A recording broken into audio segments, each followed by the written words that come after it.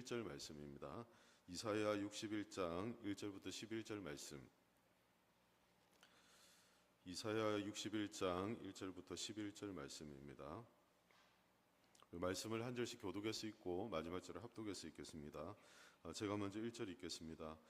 주 여호와의 영이 내게 내리셨으니 이는 여호와께서 내게 기름을 부으사 가난한 자에게 아름다운 소식을 전하게 하려 하심이라.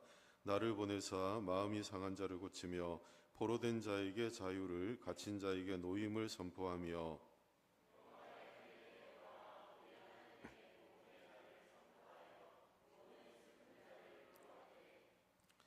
무릇 시온에서 슬퍼하는 자에게 화관을 주어 그 죄를 대신하며 기쁨의 기름으로 그 슬픔을 대신하며 찬송의 옷으로 그 근심을 대신하시고 그들이 의의 나무 곧 여호와께서 심으신 그 영광을 나타낼 자라 일컬음을 받게 하려 하심이라.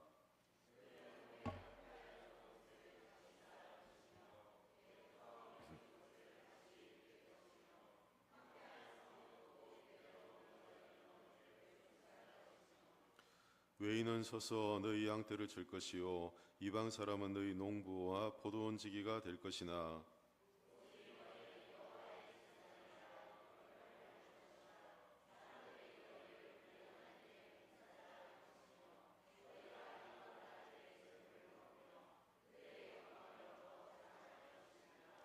너희가 수치 대신에 보상을 배나 얻으며 능력 대신에 몫으로 말미암아 즐거워할 것이라. 그리하여 그들의 땅에서 갑절이나 얻고 영원한 기쁨이 있으리라.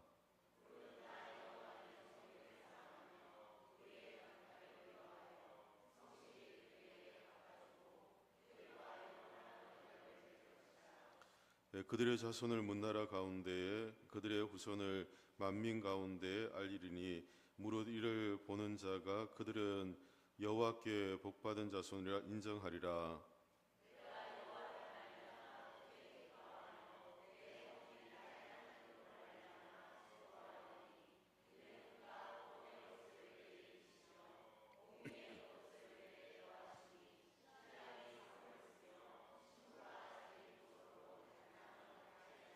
네, 함께 읽습니다. 땅이 삭을 내며 동산이 거기 뿌린 것을 옴돋게 함같이 주 여호와께서 공의와 찬송을 모든 나라 앞에 쏟아내게 하시리라. 아멘. 네, 이 시간 최종률 전도사님, 우리가 이 땅을 살아가는 소망이란 제목으로 말씀을 전해주시겠습니다.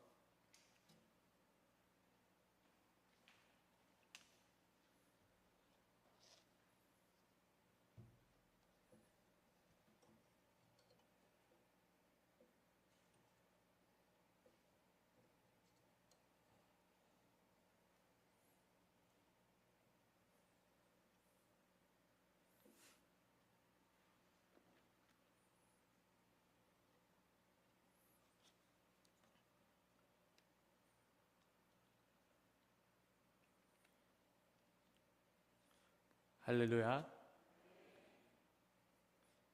오늘 이렇게 또다시 수요 예배 설교에 함께하게 돼서 정말 감사합니다. 네. 사랑하는 성도님들, 오늘 하루를 잘 보내셨나요? 뿌듯한 하루를 보내신 분들도 계실 것이고 힘겹고 지친 하루를 보내신 분들도 계실 것입니다. 그러나 모두가 각자의 하루를 살아오셨을 것입니다. 그렇다면 우리가 무엇을 바라보며 하루하루를 살아가고 있었습니까? 각자 원하는 것들이 있겠죠. 하루하루를 살아가면서 나의 미래를 그려가기도 하고 그리고 내가 계획한 일들을 바라보기도 합니다. 자식 잘 키워서 노후에는 편애하지 않은 마음도 있을 거고요.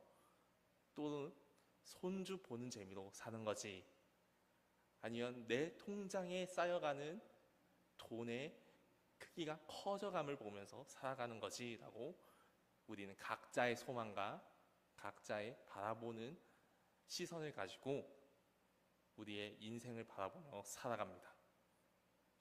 하지만 우리의 인생은 뜻대로 되지 않을 때가 많이 있습니다.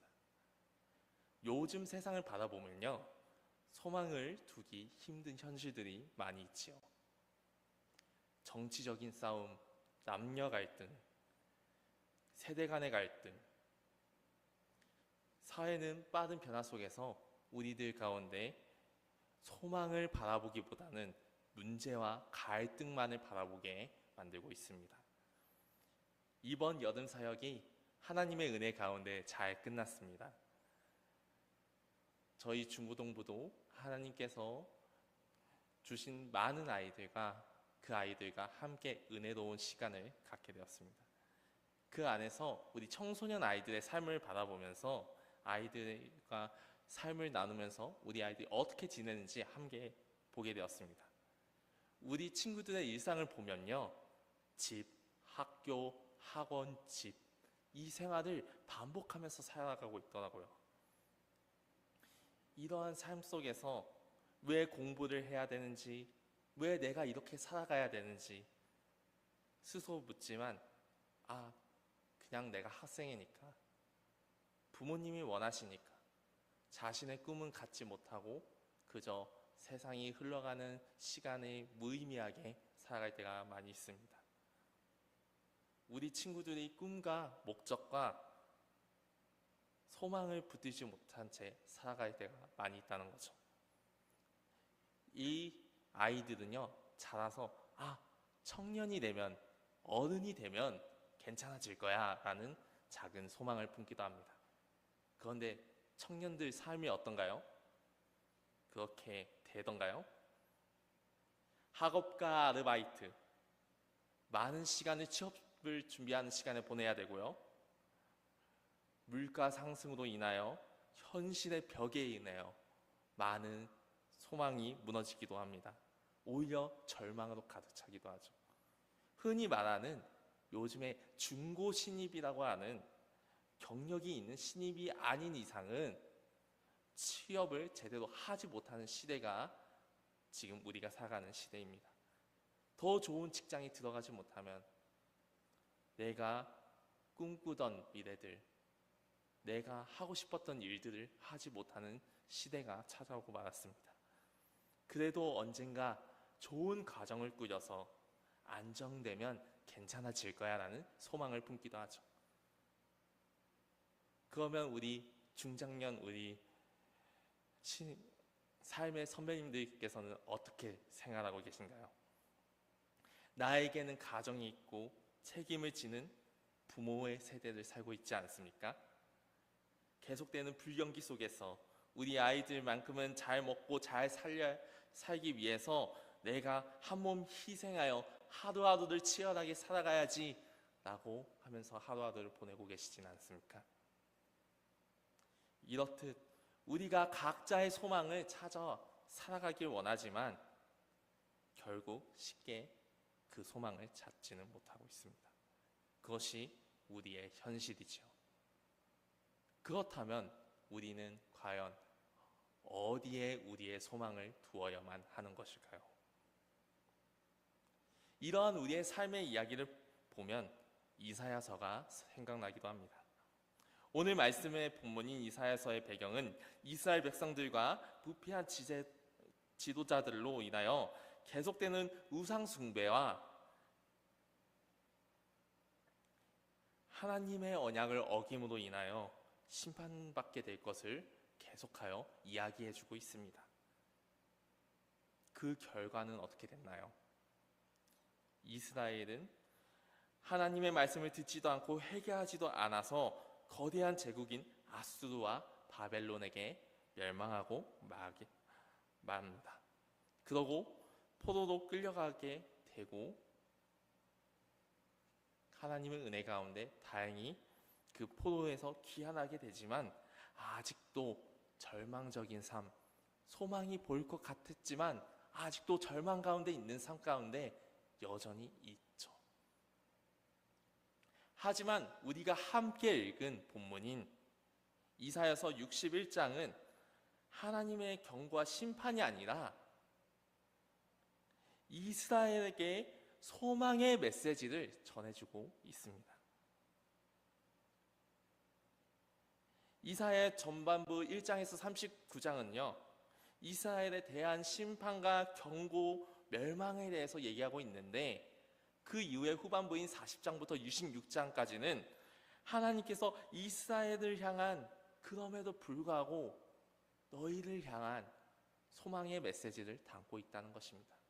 그 가운데 오늘은 61장, 이사야 61장을 통하여 오늘 이스라엘 백성들에게 주신 소망의 메시지가 무엇인지를 바라보고, 과연 이 메시지가 우리 가운데 어떠한 소망을 전해주고 있는지 바라보기를 소원합니다.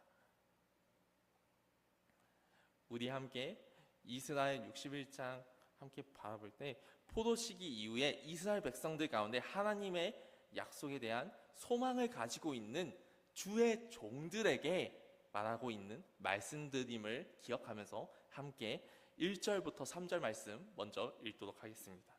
함께 읽겠습니다. 주 여호와의 영이 내게 내리셨으니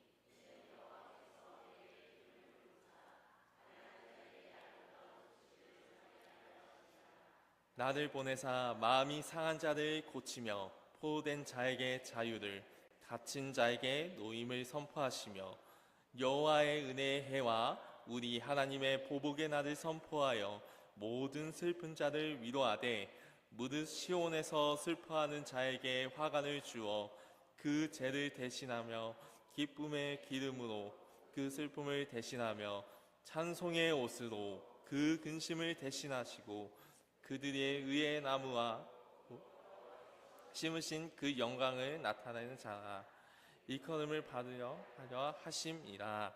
아멘. 1절에서 우리가 바라볼 수 있듯이 주께서 내게 기름을 부으사라는 단어가 나오고 있습니다. 이 단어는요, 히브리어로 마시아흐라는 단어입니다. 이 마시아흐라는 단어는 우리가 잘 알고 있는 메시아라는 단어와 같습니다. 하나님께서 이사야서를 통해서 너희 가운데 구원자이신 메시아, 나의 아들 예수 그리스도를 보내실 거야 라고 얘기하고 계신 것이죠. 절망 속에 빠진 이스라엘 백성들 가운데 믿는 주의 종들에게 2절에서 하나님께서 은혜의 해라는 표현을 통해서 예수 그리스도의 초림을, 예수 그리스도가 곧 우리에게 오심을 전하고 있는 것입니다. 이 말씀을 예수님께서 직접 인용하셨는데요, 우리가 이 말씀을 함께 찾아보며 읽기를 소원합니다. 누가복음 4장 16절에서 20절 말씀인데요, 함께 보시겠습니다. 예수께서 그 자라나신 곳 나사렛에 이르사 안식일에 늘 하시던 대로 회당에 들어가사 성경을 읽으려고 서심해 선지자 이사야의 글을 들이거늘 책을 펴서 이렇게 기록된 대로 찾으시니 곧 주의 성령이 내게 임하셨으니 이는 가난한 자에게 복음을 전하게 하시려고 내게 기름을 부으시고 나를 보내사 포로된 자에게 자유를, 눈먼 자에게 다시 보게 함을 전파하며 눌린 자를 자유롭게 하고 주의 은혜의 해를 전파하게 하려 하심이었다 하였더라. 책을 덮어 그 맡은 자에게 주시고 앉으시니 회당에 있는 자들이 다 주목하여 보더라. 아멘. 예수님께서 이스라엘 백성에게 오셔서 복음을 전하시고 포로된 자에게 자유를, 눈먼 자에게 다시 보게 하시고 눌린 자를 자유롭게 하실 것을 약속하신 소망의 메시지라는 것입니다. 그러면서 주의 은혜의 해를 전파하실 것을 말씀에서 말하고 있죠. 이사야서의 당시에 주의 종들이, 이스라엘 백성들이 절망 가운데 소망을 가지며 끝까지 지킬 수 있었던 이유는 무엇입니까? 바로 예수 그리스도, 주님의 메시아, 예수 그리스도가 곧 나와 함께 하심, 나에게 오심을 성경에서 말하고 있었기 때문에 그것을 소망에 품고, 하나님의 말씀을 소망에 품고 살아갈 수 있었다는 것이에요. 하나님께서 우리를 구원하시기 위하여 자기의 독생자이신 예수 그리스도를 우리에게 보내실 것을 약속하실 것을 소망에 품고 믿으며 살아갔다는 것입니다. 그런데 이 말씀은 이스라엘 백성들에게만 국한된 것이 아니었다는 거예요. 우리가 오늘 2절 뒷부분에 뭐라고 얘기하고 있나요? 함께 보실까요? 은혜의 날 뒤에 뭐라고 써 있나요? 우리 하나님의 보복의 날을 선포하여 라고 써 있습니다. 예수님께서 누가복음 4장 말씀을 인용하실 때 은혜의 해까지만 읽고 성경을 덮으시는 것을 볼 수가 있습니다. 말씀을 덮으시는 것을 볼 수가 있어요. 그 이유는 바로 이 보복의 날은 이 세상을 살아가는 우리에게, 지금 이 땅에 우리가 살아가는 우리에게 소망을 주시기 위해 남겨놓은 말씀이라는 것입니다. 이 보복의 날은 무엇을 뜻하고 있냐면요, 바로 예수님께서 우리 가운데 재림하실 것을 약속하셨던 그 말씀을 표현하고 있는 것입니다. 예수님께서 이 땅에 다시 오셔서 우리 가운데 소망이 되어서 함께 하실, 우리가 초림과 재림 사이에 살아가는 우리에게 소망의 메시지를 붙들고 살아가라 라고 얘기하고 계신 것이지요.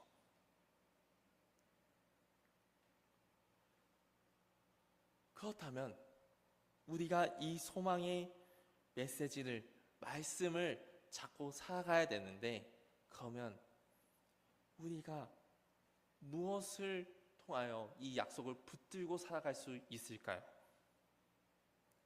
하나님께서 이사야서 61장 4절에서 9절 말씀을 통하여 우리에게 또한 약속하고 계십니다. 함께 읽도록 하겠습니다. 그들은 오래 황폐하였던 곳을 다시 쌓을 것이며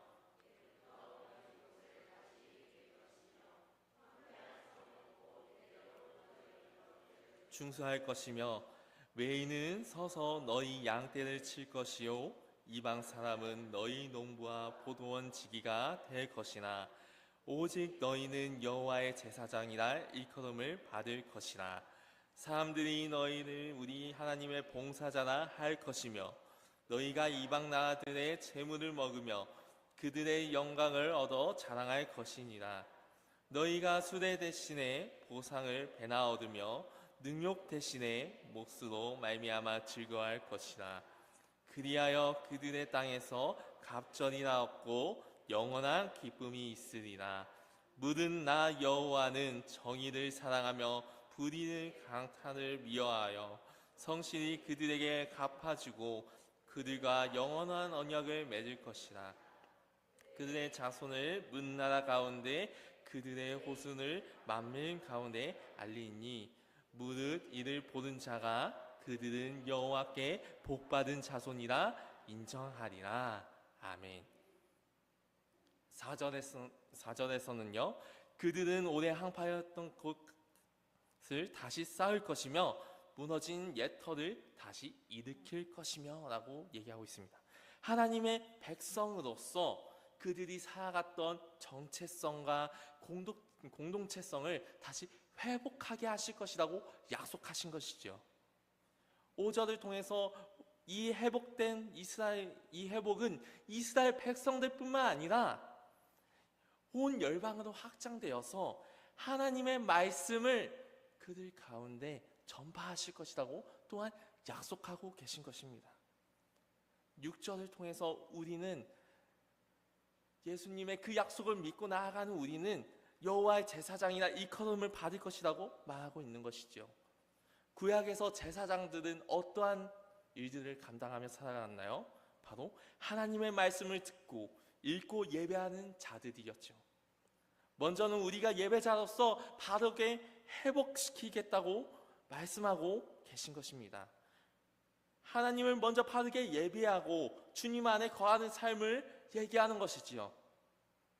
하나님의 사명을 감당하는 삶으로 우리를 다시 일으켜서 회복시켜서 세우시겠다고 약속하고 계신 것입니다. 그들의 삶은 또 어떻게 되나요? 8절과 9절 말씀에서는 이렇게 얘기하죠. 예수 그리스도를 믿는 사람들에게 어떤 약속을 하십니까? 영원한 언약을 약속하고 계십니다. 다른 사람들이 봤을 때 그들이 어떻게 될 것이라고요? 여호와께 복받은 자손이라 인정함을 받을 것이라고 말씀에서 증거하고 있습니다. 그렇다면 우리에게 소망을 주시고 이러한 소망을 붙들고 살아갈 수 있게 하시는 그 말씀이 있는데, 과연 우리는 이 소망을 가지고 어떻게 이 시대를 살아가야 될까요? 바로 이사야서 61장 10절에서 11절 말씀에서 이렇게 얘기하고 있습니다. 함께 읽어보실까요? 내가 여호와로 말미암아 크게 기뻐하며 내 영혼이 나의 하나님으로 말미암아 즐거워하리니 이는 그가 구원의 옷을 내게 입히시며 공의의 겉옷을 내게 더하심이 신랑이 사모를 쓰며 신부가 자기 보석으로 당장한 같게 하셨습니다. 땅이 싹을 내며 동산이 거기 뿌린 것을 옹특한 같이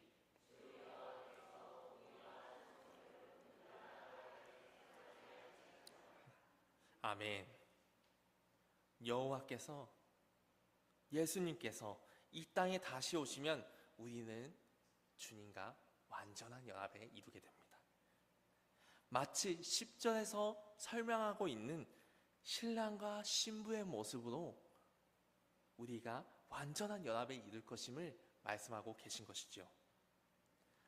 지금 우리가 이 땅에 살아갈 때 그러면 어떠한 모습으로 예수님을 기다리며 그 소망을 붙들며 살아가야 될까요? 바로 신랑을 사모하며 기다리는 신부의 모습으로 살아가야 됨을 말씀에서 전하고 있는 것입니다. 그런데요, 우리가 세상을 살아갈 때 이와 같이 말씀에서 얘기하고 있지만 그렇게 살아가기가 쉽던가요? 많이 어렵죠. 많이 힘들고 지치죠. 주변에서 오는 압박감과 스트레스로 인하여 앞길이 어둡고 힘들 때가 너무나 많습니다. 하지만 오늘 이 이사야서의 말씀을 붙들고 그 어두운 길을 헤쳐나가시길 하나님께서 원하시고 계신다는 것입니다.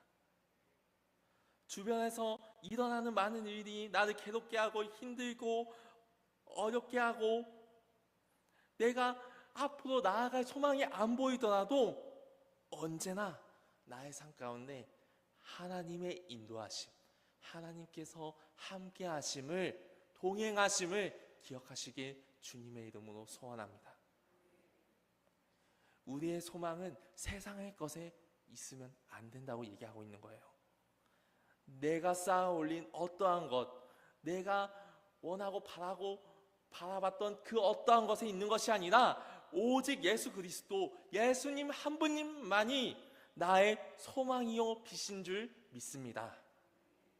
그렇기에 우리는 매일 하나님의 말씀을 붙잡으며 살아가야 된다는 것입니다. 어두운 바다를 향해 하는 배가 마치 등대에 한 줄기 빛을 바라보며 목적지를 바르게 바라보며 나아가듯이 우리는 삶의 방향, 소망을 붙잡으며 나아갈 때에 그 길이 바르게 나아가기 위해서는 하나님의 말씀을 그 등대의 빗줄기 같이 잡고 나아가야 된다고 말하고 있는 것이죠. 그것이 바로 우리 예수 그리스도의 소망입니다. 주님께서 우리를 예배자로 회복시키고 그 복을 누리며 살아가기에 소망하십니다. 우리는 이제 그 삶을 살아가며 다시 오실 예수님께 소망을 두며 기대하며 살아가야 되는 것입니다. 말씀을 마무리하려고 합니다. 사랑하는 영광교회 성도 여러분, 이 길은 우리가 말씀을 통해 바라보고 듣고 알고 있음에도 힘들 것입니다. 그때 오늘 함께 본 이 이사야서의 말씀을 기억하면서 포로 후기에 아무런 소망이 없던 암울했던 이스라엘 가운데 하나님께서 주신 말씀을 통하여 예수님만이, 내가 메시아를 보낼 건데 그 예수님만이 구원의 힘이요, 나의 힘이요, 우리의 소망이 되심을 주셨던 것을 붙잡고 나아갔던 것처럼 우리 가운데도 그 백성들이 하나님의 말씀을, 소망이 있음을 붙잡고 나아갔던 것처럼 우리 가운데 예수 그리스도만이 그 말씀이 소망이 되시기를 주님의 이름으로 소원합니다. 우리 함께 그 말씀을 붙잡으며 살아가게 소망하며 매일매일의 기도의 삶, 말씀의 묵상의 삶을 노력하며 나아가는 우리 사랑하는 영광교회 모든 성도님 여러분들 되시길 주님의 이름으로 소원합니다. 기도하겠습니다. 사랑의 하나님 아버지, 감사합니다. 오늘 말씀을 통해 우리에게 다시 한번 주님을 바라볼 수 있게 하심을 감사드립니다. 하나님, 저희는 삶 가운데 너무나 많은 절망을 경험하며 살아갑니다. 그렇게 소망이 되시는 예수님을 바라보지 못할 때가 너무나 많습니다. 다시 한번 우리를 보호하여 주시고 인도하여 주셔서 우리가 삶의 소망 되시는 주님을 바라볼 수 있도록 인도하여 주시옵소서. 오늘 주신 말씀을 기억하며 주님과 함께하는 삶, 은혜의 삶을 살 수 있도록 인도하여 주시옵소서. 우리를 예배자로 회복시켜 주시 은혜를 감사드리며 다시 오실 주님을 기다리는 신부처럼 깨어있게 하여 주시옵소서.